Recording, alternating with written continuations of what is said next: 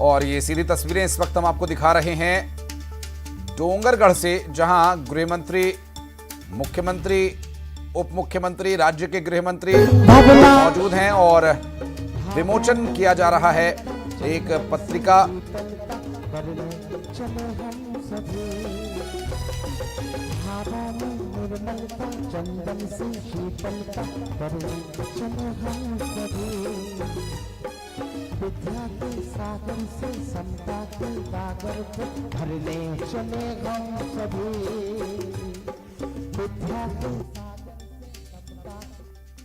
दरअसल ये जो तस्वीरें आप देख रहे हैं, छत्तीसगढ़ में ये पहला समाधि महोत्सव मनाया जा रहा है। हस्तशिल्प, श्रमदान और अहिंसक वस्त्रों के निर्माण और में गृहमंत्री बहुत बड़ी भूमिका हमारे यहाँ पहुंचे हैं ब्रह्मचारी इस बहनों कार्यक्रम की, में। ब्रह्मचारी भाइयों की है। इतना ही नहीं, जेल में सजा काट रहे कैदियों के लिए ऊपर भी गुरुवर की कृपा की नजर थी और सागर जेल, तिहाड़ जेल आदि स्थानों पर भी अहिंसक वस्त्रों का निर्माण कराया जा रहा है और लोगों को रोजगार उपलब्ध कराया जा रहा है। आचार्य भगवान के आशीर्वाद से पूरे भारतवर्ष में सैकड़ों नहीं हजारों गौशालाएं संवर्धित हो रही हैं और आचार्य भगवान के आशीर्वाद से मंदिर का निर्माण ही नहीं, आचार्य भगवान मंदिर बनाए, जीर्णोद्धार कराए, जो हजारों वर्ष तक हमारी जैन संस्कृति को संस्कृत करते रहेगा। पूर्णायु आयुर्वेद आचार्य श्री विद्यासागर जी महाराज के आशीर्वाद से स्वस्थ उपचार हेतु वैद राज तैयार किए जा रहे हैं, जो हमारी पूर्णायु आयुर्वेद कॉलेज जैसे संचालित हैं, जो प्रतिभा मंडल की दीदियों के माध्यम से संचालित हैं। और एक बहुत अच्छी उपलब्धि जो माननीय मुख्य अतिथि महोदय के माध्यम से हम जैन समाज को बड़े गौरवान्वित कर रही है। युग श्रेष्ठ आचार्य श्री विद्यासागर जी महाराज के प्रथम समाधि दिवस पर भारत सरकार द्वारा 100 रुपए का सिक्का, जिसमें आचार्य श्री के फोटो के साथ स्मारक सिक्के की स्वीकृति आपके द्वारा प्रदान की गई है। पूरा सदन आपका सम्मान करता है। आपने जो गौरव इस युग के श्रेष्ठ आचार्य विद्यासागर जी महाराज को प्रदान किया है, भारत सरकार ने आपने स्वीकृति दी है, जिसका लोकार्पण माननीय मुख्य अतिथि महोदय माननीय अमित शाह जी गृह मंत्री भारत शासन के द्वारा किया जाना प्रस्तावित है। आपसे सविनय निवेदन है और माननीय प्रधानमंत्री आदरणीय माननीय नरेंद्र मोदी साहब की सहयोग से यह इतने जल्दी यह कार्य संपादित हुआ कि आज गृह मंत्री माननीय मुख्य अतिथि महोदय इसका लोकार्पण कर रहे हैं। पूरा सदन एक बार अनुमोदना अनुमोदना अनुमोदना अनुमोदना अनुमोदना अनुमोदना अनुमोदना। समयाभाव की वजह से मैं सीधे मुख्य अतिथि महोदय सभी के सम्मान की प्रक्रिया पूर्ण करते हुए विशेष आवरण के एक शेष रह गया है। आचार्य भगवान की प्रथम समाधि स्मृति महोत्सव पर डाक विभाग भारत सरकार द्वारा माननीय मुख्य अतिथि महोदय के विशेष सहयोग से एक विशेष आवरण प्रस्तुत किया गया है विद्यायतन के नाम से, जिसका अनावरण आज के माननीय मुख्य अतिथि महोदय के कर कमलों से सविनय निवेदन है कि उसका अनावरण करके हम सबको प्रदर्शित करें। तालियां बजाकर अनुमोदना कर दें। आए हम करते नमन श्रद्धा से गुण गाते हैं।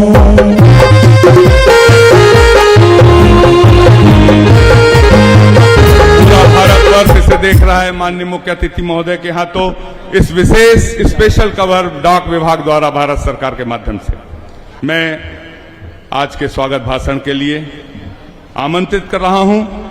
मंच पे विराजमान विशिष्ट अतिथि के रूप में माननीय श्री नवीन जी जैन, सांसद राज्यसभा, जो गृह मंत्रालय और रक्षा संबंधी कार्य के स्थायी समिति के सदस्य हैं। तालियां बजाकर अनुमोदना। आपसे सविनय निवेदन, चंद्रगिरी के इस तीर्थ पर अपनी बात इस मंच के माध्यम से रखें। सागर जी को बहुत खोज करके लगाया है, बहुत खोज के लगा क्या है।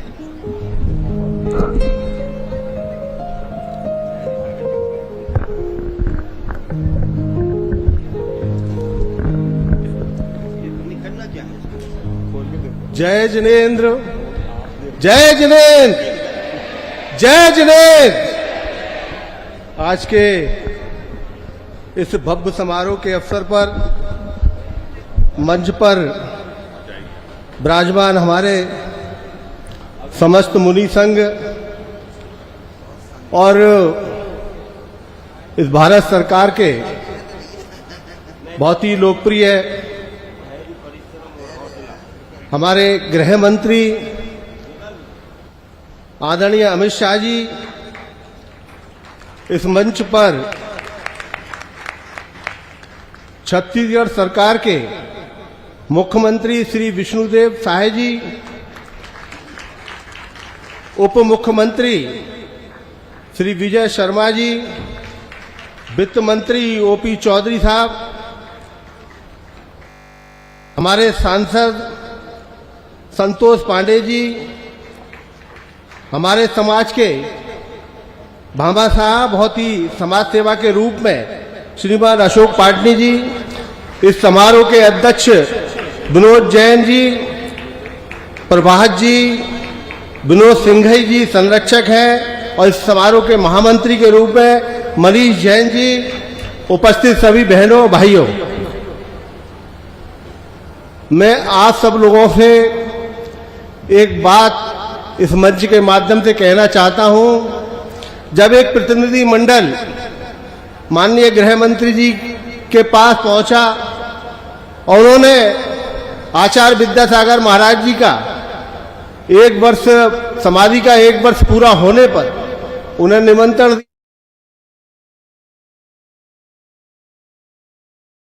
होगा। राज्य वक्फ बोर्ड ने सभी जिलों के मुतल्लवियों को पत्र लिखा है। दरअसल यहां वक्फ बोर्ड के नाम से संपत्तियों की जानकारी देनी होगी और 7 दिन के अंदर यह जानकारी देनी होगी।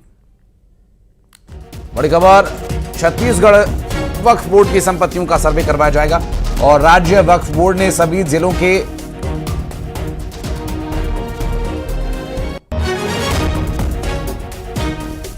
वक्फ बोर्ड के नाम संपत्तियों की जानकारी देनी होगी और यहां मुतवल्लियों को पत्र लिखा है और ये जानकारी देनी होगी 7 दिन के अंदर। राज्य वक्फ बोर्ड ने ये पत्र लिखा है और वक्फ बोर्ड की संपत्ति का सर्वे कराया जाएगा और इस पूरे मामले में 7 दिन के अंदर जानकारी देनी होगी। विश्वभरण शुक्ला हमारे सहयोगी इस वक्त हमारे साथ जुड़ गए हैं। ये 7 दिन का समय तय किया गया है विश्व, लेकिन औपचारिकताएं और क्या कुछ रहेंगी, किस तरह का जवाब इसमें होना चाहिए, क्या कुछ इसमें मेंशन करना होगा?